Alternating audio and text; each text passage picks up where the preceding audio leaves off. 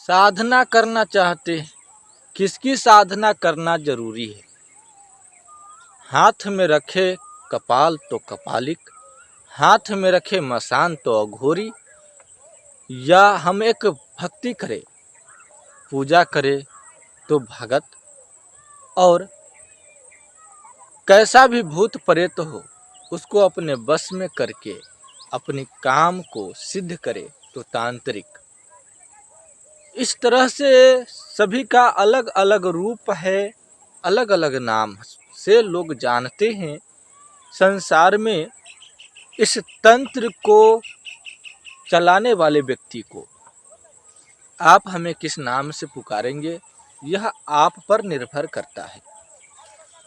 संसार ही नाम देता है व्यक्ति को, व्यक्ति स्वयं नाम नहीं रखता। व्यक्ति खाली हाथ आए हैं और खाली हाथ ही जाएंगे। बस इसी धरती पर सीखना है और इसी धरती पर अपनी काबिलियत दिखाना है। आप लोग भी तंत्र में महारत हासिल करना चाहते हैं, मंत्र साधना करना चाहते हैं। कई लोग इसमें फेल होते हैं और कई लोग मीडियम क्लास तक पहुंच जाते हैं और कई लोग इनमें महारत हासिल कर भी लेते हैं। तंत्र साधना में जो व्यक्ति जुड़ता है उसे परेशानी की सामना करना पड़ता है। यदि तंत्र साधना करे, मंत्र साधना करे और व्यक्ति को परेशानी ना हो तो व्यक्ति अपनी शक्ति में महारत हासिल नहीं कर सकता। तंत्र साधना के शुरुआती में व्यक्ति को परीक्षाएं देना ही पड़ेगा, चाहे वह कैसा भी परीक्षाएं हो उसे पार करना ही होगा। परीक्षाएं उस व्यक्ति के घर परिवार में भी परेशानी डाल सकता है, परीक्षाएं उसके जीवन में भी कष्ट डाल सकता है, परीक्षाएं उसे परेशान भी कर सकता है, उसे थोड़ा बहुत कष्ट भी दे सकता है। कष्ट दुख नहीं होगा, दुखों का नाश होगा लेकिन परेशानी होगा, दुख नहीं होगा कि ये हमें क्यों हुआ। इस बात की कोई आपको दुख नहीं होगा लेकिन परेशानी होगा, बस आपको समझना है। और जो इस बात को समझता है वह एक साधक है। बाद बाकी जितने भी है सब एक दूसरों को लूटने में लगे हैं।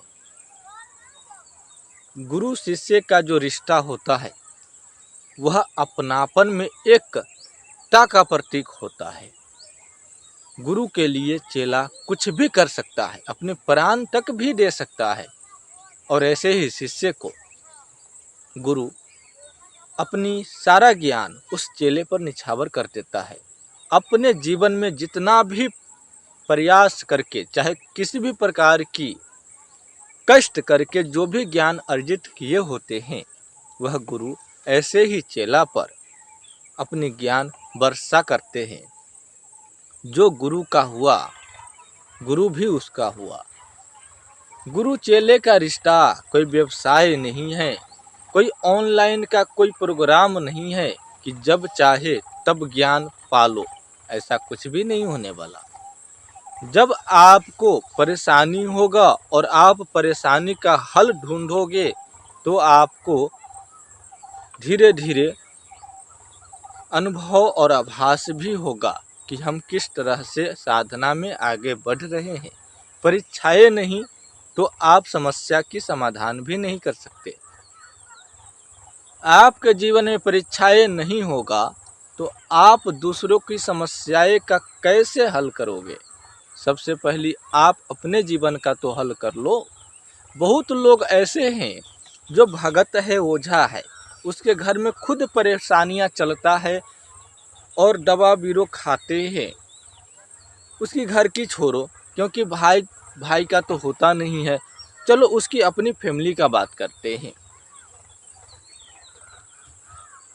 और उसकी फैमिली का भी छोड़ो, उसके स्वयं की शरीर का बात करता हूँ, उसकी स्वयं का शरीर दूसरे के भरोसे है, उनकी अपनी भरोसे नहीं है। यानी कि वह अपनी शक्ति में विश्वास नहीं रखता, वह सिर्फ मेडिसिन और दवा पर विश्वास रखता है। और जो व्यक्ति दवा खाने पर विश्वास रखता है और दवा खा करके ठीक होने पर विश्वास रखता है, वह व्यक्ति कैसा परीक्षा पास करेगा।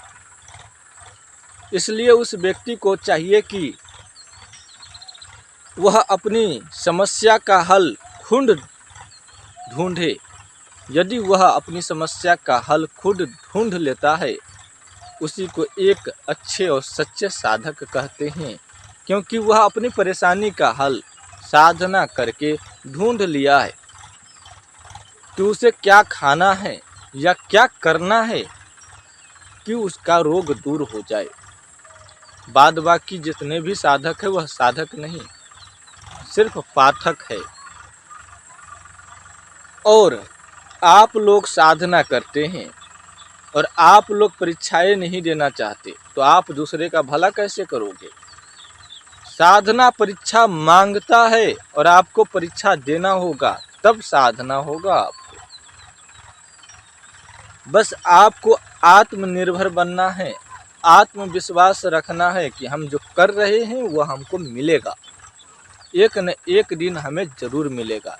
यदि आज आप चूकते हैं इस बात से, तो आप जीवन में कभी एक अच्छे साधक नहीं बन पाएंगे, क्योंकि आप वह नहीं कर सकते जो आपसे देवी देवता करवाना चाहते हैं, वह आप बिल्कुल भी नहीं कर पाएंगे। देवी देवता, चाहे आप जिस भी शक्ति को पुकारते हो या आप जिन शक्ति को मानते हो, अपने इष्ट को, आपके इष्ट भी आपसे परीक्षा लेते हैं और उस परीक्षा में आप फेल होते हैं, तो आप एक भी साधक या साधना नहीं पूर्ण कर सकते हो, एक अच्छे साधक नहीं बन सकते हो। इसलिए आपको इस पर पूरा फोकस करना चाहिए, क्योंकि आप एक अच्छे और सच्चे साधक नहीं बन सकते। आप अपनी समस्या नहीं सुलझा सकते, तो दूसरे की समस्या को कैसे सुलझाओगे। आप अपनी परिस्थिति का हल नहीं ढूंढ सकते, तो आप दूसरे की परिस्थिति का हल कैसे ढूंढोगे। परेशानी सबको आता है, दुख किसी किसी को आता है, और इस संसार में कष्ट ही परीक्षाएं है। आपको कष्ट होता है और उस कष्ट का हल ढूंढ लेते हैं, तो आप एक सच्चे साधक हैं। ध्यान देने वाली बात यह भी है कि इस संसार की माया मोह पर आप ध्यान न दें, आप सिर्फ अपना काम पर फोकस रखें